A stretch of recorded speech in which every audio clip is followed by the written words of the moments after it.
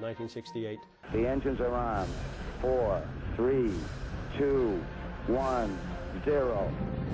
Commander Frank Borman, veteran astronaut Jim Lovell, and rookie Bill Anders are the first humans to ride the Saturn V's 7.5 million pounds of thrust.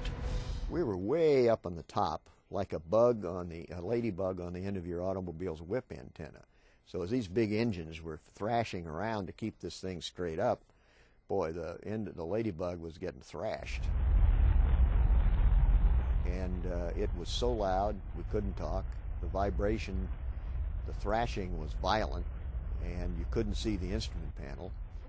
But when we cleared the pad and had some aerodynamic stability and didn't have this noise, why things steadied out, and by that time my heart stopped racing.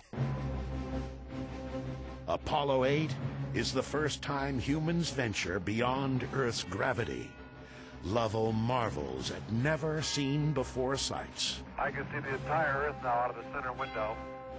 I can see Florida, Cuba, Central America. Christmas Eve Day, 1968. With the moon dwarfing the nearing spacecraft, Commander Borman fires the main engine on the Apollo service module. The craft slows, then slides into orbit around the moon. The world watches in awe, but none more so than the three men peering out the tiny windows of their capsule. We were the first three people to leave the confines of the Earth and be captured by another body. First time three people saw the far side of the moon. First time that we had gone so far, and the first time that we saw the Earth from 240,000 miles away. So in that respect, I kind of thought that Apollo 8 was really a milestone and a high point in my career. The vast loneliness up here on the moon is awe-inspiring, and it makes you realize just what you have back there on Earth. The Earth from here is a grand oasis in the big vastness of space. As the moon's pockmarked surface slips quietly by, the Apollo 8 crew ends its Christmas Eve broadcast with a special message for those back home. And from the crew of Apollo 8, we close with good night, good luck, a Merry Christmas, and God bless all of you on the good Earth. For all its success, Apollo 8 is missing one key component for a moon landing. The lunar module, still being built, is overweight and behind schedule. It's not a simple thing. Spacecraft never landed on another celestial body, so the design had to be done from scratch. One of the main things you had to figure out was that you had to have a rocket on the ascent stage especially that you had to be 100% sure would work, because you didn't want the two astronauts sitting on the lunar surface and the rocket didn't work. The first LEM is ready for testing in Earth orbit on Apollo 9. The LEM is put through its paces and proves it's ready to go to the moon. With one significant limitation. Still too heavy, the LEM can't land. So Apollo 10, like Apollo 8 before it, will only orbit the moon and test rendezvous the lander with the command module. This is really a rugged planet. As John Young watches from his command module, Charlie Brown, Commander Tom Stafford and LEM pilot Gene Cernan undock Snoopy, their lander that can't. And I was doing backup maneuvers to the attitudes, and if they couldn't do the maneuvers, I would do the maneuvers and hopefully rescue them. But I was always ready in case their vehicle blew up or something to come back without them.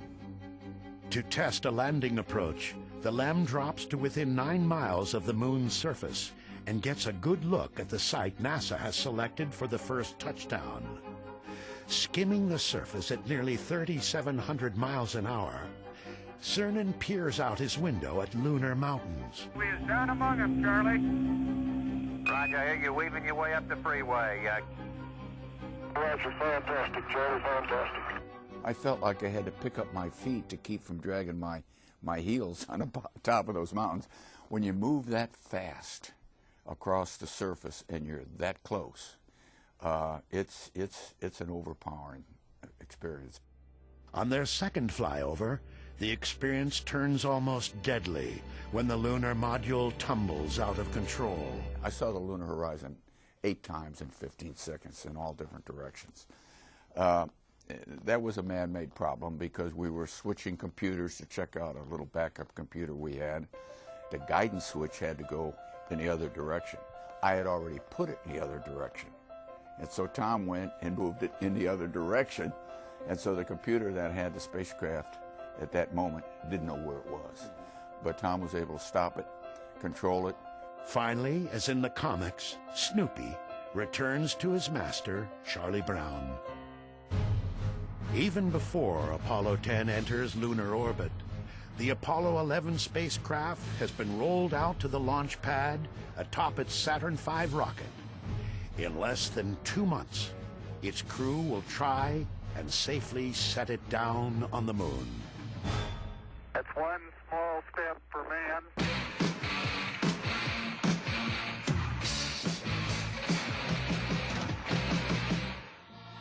I was in the student houses at Caltech, and we were watching the TV and all the excitement about, landing on another celestial object. And I had no idea that one day I'll become the director of JPL. But reflecting back on it, I mean, that was really something I remember forever. One giant leap for mankind.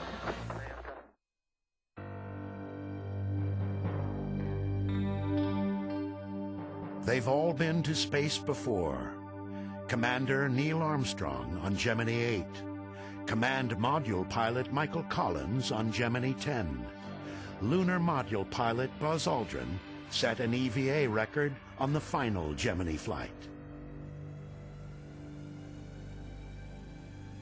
The morning of July 16, 1969, spectators line the beaches around the Kennedy Space Center.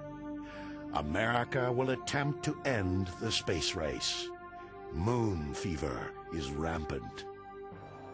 And there was just great excitement, and you could hear lots of people saying, gosh, this is almost, I can't believe that somebody's going to go to the moon. T-minus 15 seconds. Guidance is internal.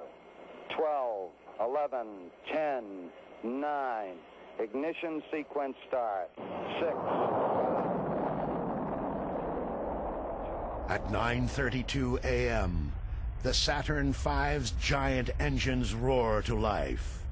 At the viewing stand 3 miles away, spectators feel the thunderous drumbeat of unearthly power pounding their chests as the heat of the rocket's exhaust washes over them. When that rumble came across the ground, it was like somebody was putting their hands on your chest and pressing. I almost couldn't breathe. It was so unbelievable that the United States was going to send 2 men to walk on the surface of the moon. It was almost unthinkable.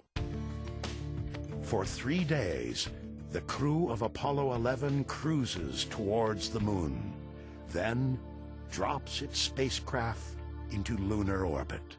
I just thought there were so many unknowns that I would have given us about a 50-50 chance of being the first flight to land and return someone safely. With Collins remaining in the command module, Armstrong and Aldrin prepare the LEM and themselves to become the first humans on the moon. Okay, all flight controllers, go for landing. Retro. Go. Righto. Go. Guidance. Go. Control. Telcom. Go. GNC. Go. Roger, copy. Surgeon. Go. Capcom, we're go for landing. Eagle Houston, you're go for landing, over. But the landing veers from the planned script. As the LEM nears the surface, the onboard computer flashes an alarm the crew doesn't recognize. 1201. 1201. Roger, 1201 alarm. Any one of thousands of technical glitches could abort the landing. But Houston quickly diagnoses the problem as non-critical, an overloaded computer. 1201 alarm. Same type, we're go, flight. Okay, We're go. Same type, we're go. That's when real trouble threatens the mission. 540 feet down at 30, and at 15. As the LEM pitches upright about a mile above the moon's surface, Armstrong gets his first look at where computers will set them down. A field